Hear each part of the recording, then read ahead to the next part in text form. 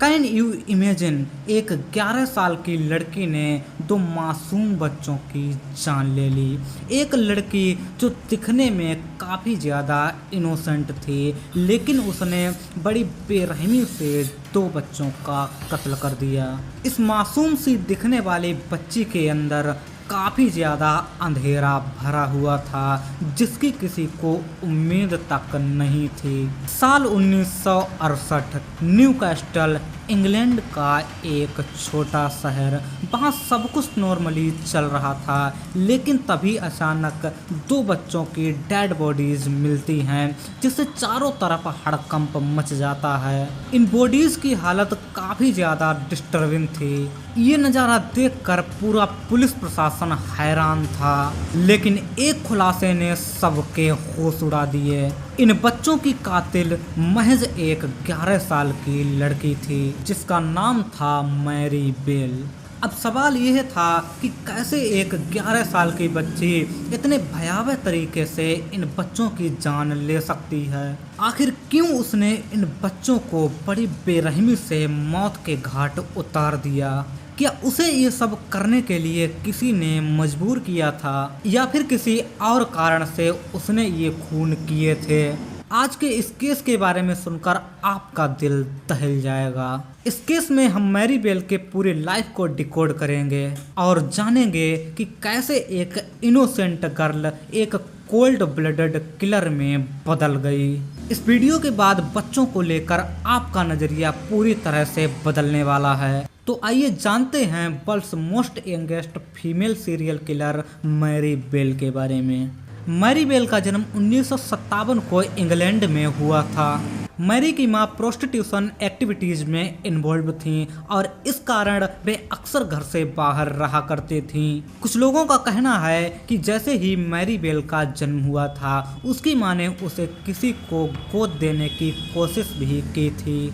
Mary का बचपन normal बच्चों के जैसा बिल्कुल नहीं था। मैरी ने बचपन में काफ़ी ज़्यादा शोषण और प्रताड़नाएं सही थीं। साथ ही उसकी मां के द्वारा उसको कई बार मारने की कोशिश भी की गई थी। जिस तरह से बचपन में अन्य बच्चों को लाड़ प्यार मिलता है, मैरी के मामले में ऐसा बिल्कुल नहीं था और इसी कारण उसका बिहेवियर काफ़ी ज़्यादा अजीब हो गया था। उसका बिहेवियर काफ़ी ज़्यादा हिंसक था और जब मैरी का एडमिशन स्कूल में कराया था तो वहाँ उसका रवैया काफ़ी ज़्यादा आक्रामक था। साथ ही वह टीचर्स से भी काफ़ी ज़्यादा बदतमीजी से पेश आती थी। एक बार मैरी ने दो बच्चों को मीठी गोलियों के नाम पर उनको कुछ खिला दिया। इसे खाने के बाद वो बच्चे बीमार पड़ गए। भाग्यवश वो बच्चे बच गए, लेकिन जब मैरी से इसके बारे में पूछा गया तो उसने बताया कि वह तो सिर्फ उनके साथ खेल रही थी। लेकिन जो मासूमियत बच्चों में होती है, मैरी के चेहरे पर वो बिल्कुल दिखाई नहीं दे रही थी। जब भी मैरी दूसरे इंसानों को दर्द देती थी तो उसे एक अजीब सी शांति और सेटिस्फेक्शन मिलता था। तो क्या मैरी इस समय सिर्फ मेंटली डिस्टर्ब थी या फिर एक फ्यूचर की सीरियल किलर? अभी तक सब कुछ नॉर्मल ही चल रहा था, लेकिन इसी सन्नाटे में एक ऐसी घटना सामने आई जिसने सभी के होश उड़ा दिए। 25 मई 1968 मार्टिन ब्रायन नाम का एक बच्चा अपने घर के बाहर खेल रहा था। वह बच्चा वहां से गायब हो गया। उसको ढूंढने की बहुत ज्यादा कोशिश की गई, लेकिन वह ढूंढने से भी नहीं मिल पा रहा था। कुछ घंटे बाद एक सुनसान बिल्डिंग में उसकी लाश पड़ी हुई मिली। उसकी बॉडी पर कहीं भी चोट के निशान नहीं थे। उस समय वहाँ के लोगों ने इसे एक दुर्घटना माना और लोगों ने कहा कि हो सकता है वह वहाँ से गिर गया हो, इस कारण उसकी मौत हो गई हो। लेकिन यहाँ पूरा माजरा कुछ और ही था। कुछ समय बाद से वहाँ अजीब अजीब घटनाएं घटने लगीं और मैरी बेल वहाँ अक्सर घूमती रहती थी। उसे वहाँ कई बार देखा गया था। एक दिन मैरी ने अपनी सहेली से कहा कि मुझे पता है कि मार्टिन कैसे मरा, क्योंकि मैंने उसे देखा है। कुछ समय बाद उसी खाली बिल्डिंग में कुछ बच्चों को एक नोट मिला, जिसमें टूटे फूटे अक्षरों में लिखा हुआ था, We did kill Martin, you will find out भाई। पहले पुलिस वालों ने इसे बच्चों की शरारत समझा, और इसको नज़रअंदाज कर दिया। लेकिन ये कोई बच्चों की शरारत नहीं थी, ये एक कड़वी सच्चाई थी। ये संकेत था एक छोटी बच्ची का जो असली घटना से सबको रूबरू कराना चाहती थी, और वो बच्ची थी मैरी बेल। कई दिनों तक मार्टिन की हत्या के बारे में पुलिस छानबीन करती रही, लेकिन उनके हाथ एक भी सबूत नहीं लगा। लेकिन मैरी ने आगे जो किया उसके बारे में सुनकर आपके रोंगटे खड़े हो जाएंगे। इस बार मैरी अकेली नहीं थी, बल्कि उसके साथ कोई और भी मिल चुका था।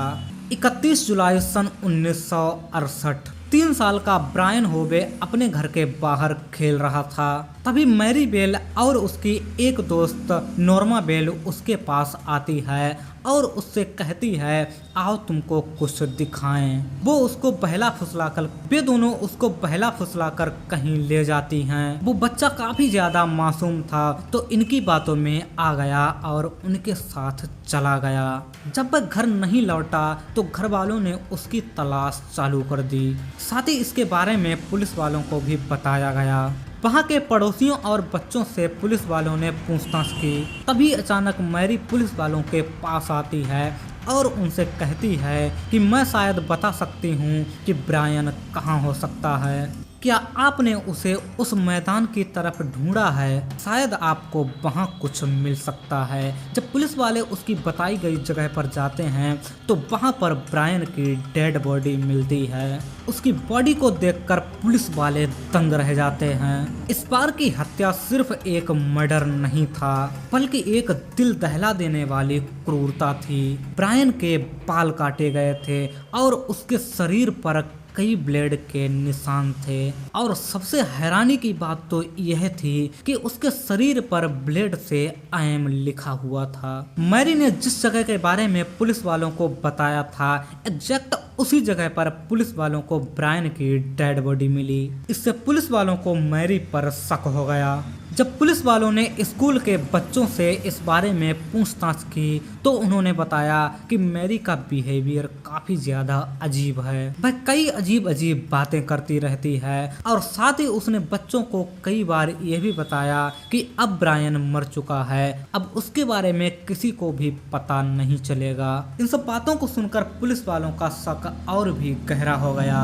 इस एक मौत ने पूरे शहर को हिलाकर रख दिया था।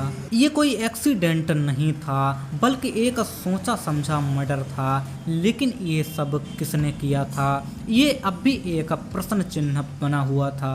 इस पूरे केस में दो नाम बार बार दोहराए जा रहे थे, मैरी बेल और नॉर्मा बेल। पुलिस ने मैरी और नॉर्मा से पूछताछ शुरू कर दी। इस समय मैरी तो काफी ज्यादा रिलैक्स मालूम पड़ रही थी, लेकिन नॉर्मा बेल कुछ सहमी हुई लग रही थी। जब पुलिस वालों ने इन दोनों पर दबाव बनाया तो आखिरकार नॉर्मा बेल ने बयान दिया। उसने बताया कि मैरी ने ब्रायन का गला घोंट दिया, और उसने उससे कहा कि अगर इसके बारे में उसने किसी को भी बताया तो उसको भी वह जान से मार देगी। जब मैरी से इसके बारे में पूछताछ की गई कि तुम्हें कैसे पता चला कि बॉडी वहीं पर है, तो उसने बताया कि वह तो सिर्फ अंदाजा लगा रही थी, उसको एग्जैक्ट पता नहीं था। लेकिन पुलिस वालों और बाकी लोगों को यकीन हो गया था कि हो ना हो ब्रायन को मैरी ने ही मारा है। 6 अगस्त 1968 दोनों को गिरफ्तार कर लिया गया। इस घटना से पूरे ब्रिटेन में हड़कंप मच गया था। ये पहली बार हो रहा था जब इतनी कम उम्र की 2 लड़कियों को एक मर्डर के केस में गिरफ्तार किया गया हो।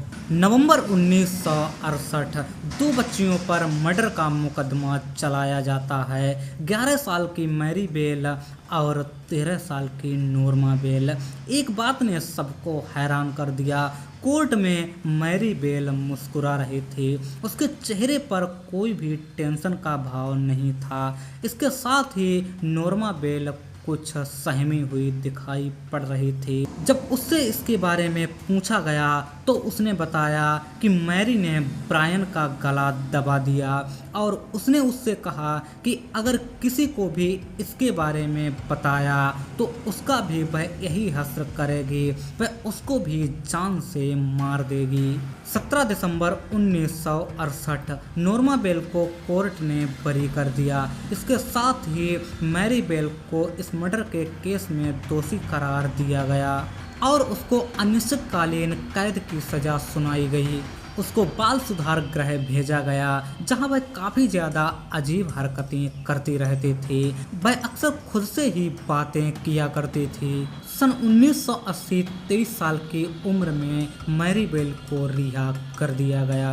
सरकार ने उसे नई पहचान, नया नाम और रहने के लिए एक नई जगह दी। कुछ दिनों बाद मैरी बेल ने एक लड़की को जन्म दिया। साथ ही कोर्ट की तरफ से 2003 में एक आदेश आया कि मैरी और उसकी बेटी की आइडेंटिटी को हमेशा गुप्त रखा जाएगा। वैसे आप मैरी बेल के बारे में क्या सोचते हैं कि मैरी जन्म से ही एक खूंखार सीरियल किलर थी या फिर उसकी परिस्थितियों ने उसे ऐसा बना दिया? कई साइकोलॉजिस्ट्स का कहना है कि मैरी खुद एक विक्टिम थी। उसने जो कुछ भी बचपन में सहा था अपने जीवन में उसने वही किया।